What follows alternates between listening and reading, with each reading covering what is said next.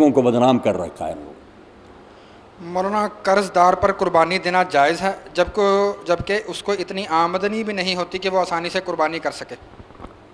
ایسے لوگ جو نا خواہ خواہ اپنے پر ایک ایسا بوجھ لاد لیتے ہیں جو دین میں نہیں ڈالا۔ کیوں ایسے لوگ قربانی کرتے ہیں؟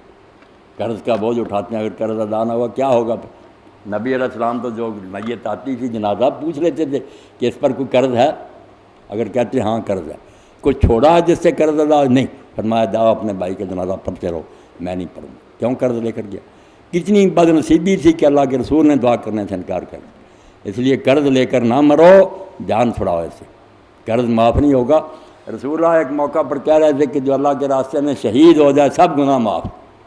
تیسری مرتبہ آپ نے کہا لبیک ہے، قرض نہیں۔ اور کہا ابھی جبریل نے آ کر کہا کہ کیوں آپ کھلا کہہ رہے ہیں کہ سارے معاف ہیں، باقی معاف ہوں گے، قرض نہیں معاف۔ بے شک شہید ہوتا رہے، قرض نہیں اللہ چھوڑے۔ اس لیے ایسی قربانی کا کوئی فائدہ نہیں۔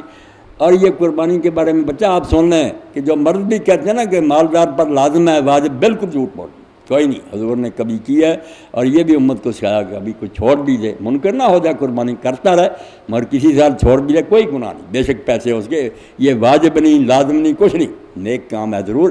اس لیے یہ قرض اٹھا کر کرنا۔ حضرت سعید بن مسیب 1 سال اونٹ، 1 سال گائے، 1 سال بکری اور 1 سال چھٹی، کوئی نہیں کرتے۔ اس لیے نا مسئلے صحیح سمجھنے چاہیے، ہو سکے تو بہت اچھی بات ہے، نہ قرض نہیں اٹھانا، نہ اس مصیبت میں پڑنا۔ اللہ نے معاف کیا، ہم کو تنگ ہو۔